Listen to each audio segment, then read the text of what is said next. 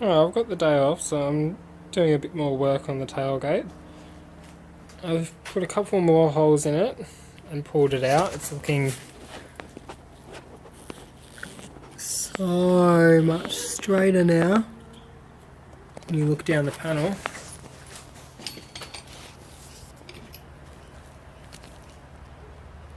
Doesn't quite come up on camera, but it looks much better.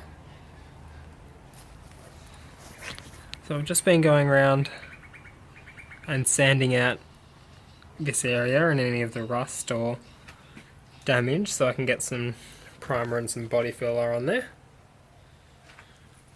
I also spotted a little dent down here that I've popped out as well.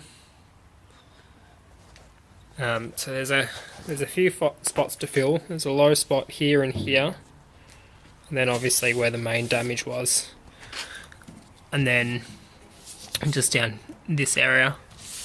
Should be able to keep this line nice and smooth just with body filler alone, so I haven't really done anything there. Otherwise I'd probably put a little tack there and try and pop it up a little bit. But I'm not too concerned with the back of it. Just as long as it's flat enough that it can be painted. I'm going with the same colour, heron white, so that should cover any little imperfections, but hopefully we'll try and get it as bang on as we can. And then if not, an aftermarket one of these is only about $200, so I'll just pick one of those up if I stuff this. There's some rust in the damaged spots, so I've gone ahead and hit it with some rust converter. It feels weird to just grab a can of black spray paint and spray it at your white car, but that should help along with that. You can sand and prime this just like any other paint, which is good. And it just converts any of the rust into a nice hard black finish.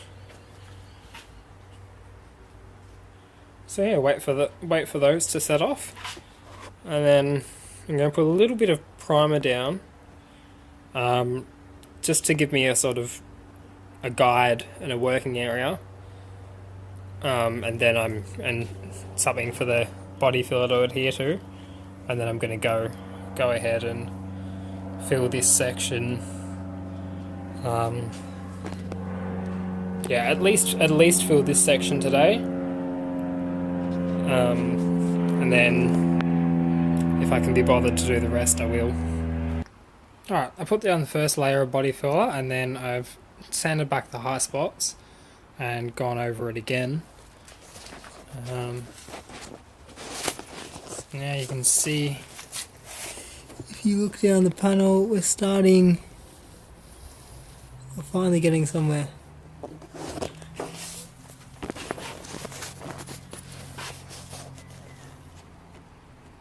It's really starting to match in shape now. Still a little bit more to fill, particularly down the bottom here, and down the bottom of the tailgate. The middle section's pretty much straight. We managed to get that most of the way there with the slide hammer, so it's quite thin in there. That'll all sand away. And then this little bit, this ridge is feeling actually level, so that might even be able to go with just to feel like there is a little bit of a dip up the top here though. Because there's a little bit of dip here. The actual ridge, the panel ridge itself, I can't feel any dips there. Little high spot on the edge there, but otherwise that spot's almost fixed.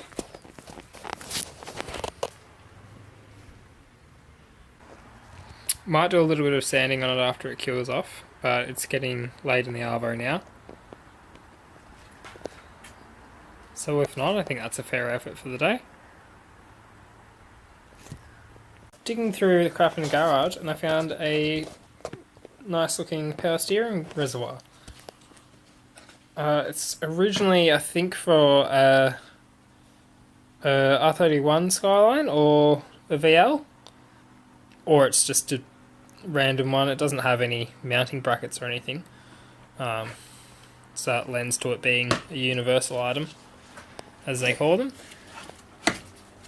But it just happens to have the same size fittings as the VS, so I thought I might fit that in, and it'll sit there and look something like that. And first bit of bling to the engine bay. Obviously the other power steering reservoir won't be there. The only issue is it's got a third port. So what I've done is just cut down one of these fittings and a bolt and some Loctite, just threaded in there. That's just going to be focus. There we go, I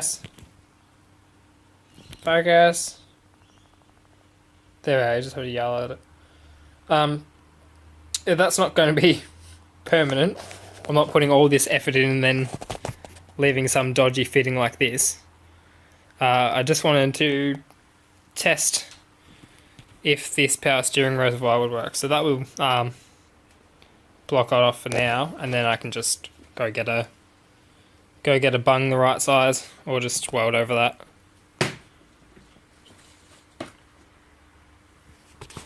So yeah, I reckon that'll probably look alright in there. Just a little bit of something different.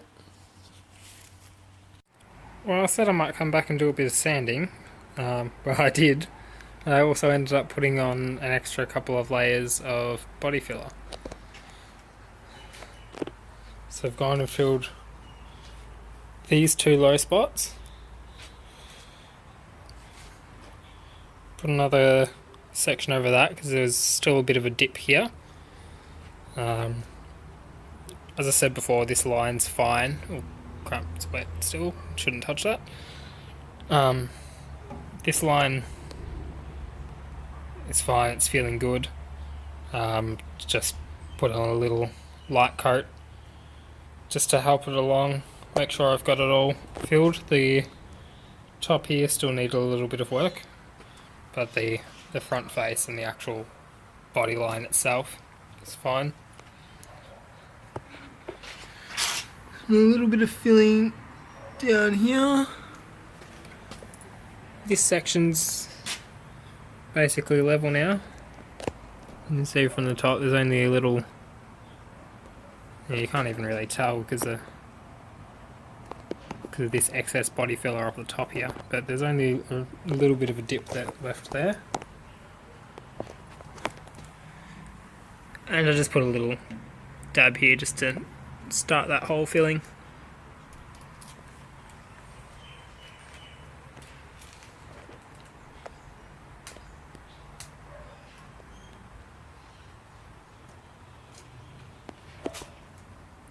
Yeah. Well, time to close her up for the day.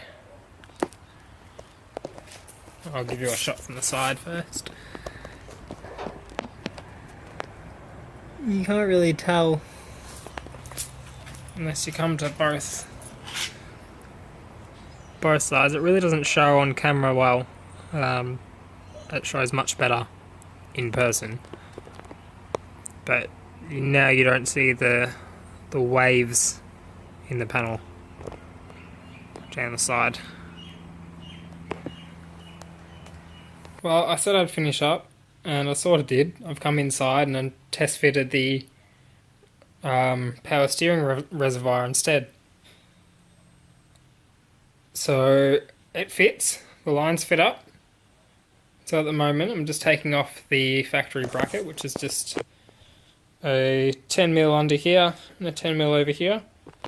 I'm just going to modify the factory bracket to mount the new one in the same place, but just looking a bit nicer. Made up a new bracket for my power steering reservoir. I was just going to modify the old one, but I thought, oh, if I ever want to go back. So made this up just from some scrap metal I had lying around. I'll have to replace this hose clamp because it's nowhere near as nice and shiny. It'll do for now. And I've also put a little foam pad just in the middle there to protect it. Nice and simple, just a couple of holes to hold the hose clamp and some bolt holes. So that will go in here. Hard to get up from this angle.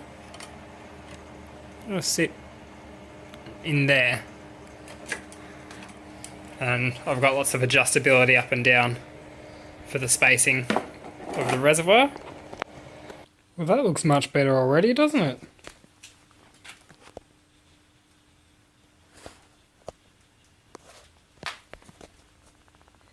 Oh.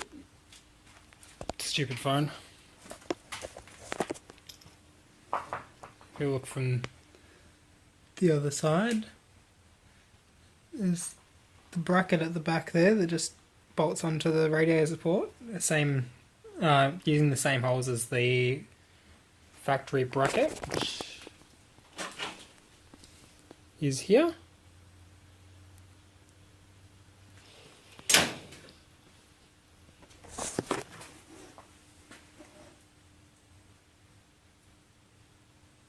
That looks much better. First bit of engine bay blings in. I know it's a bit wanky to put that in now and still be looking at that, but I just had this sitting in a box of parts for another car, and I wasn't doing anything with it, just sort of held on to it for years, so why not? Do a clean up and chuck it on the ute. There's the factory lines running to it. An interesting little tidbit, if I can get it to focus here on the hose clamp. Oh, it's just under the little tab. Oh, where am I? It's just under the little tab there. I can't get it on camera. But it's a GM part number. Those are genuine Holden hose clamps. So they are probably the originals from 98 when the car was built. I thought it was interesting. Of all things to survive, it's been some hose clamps.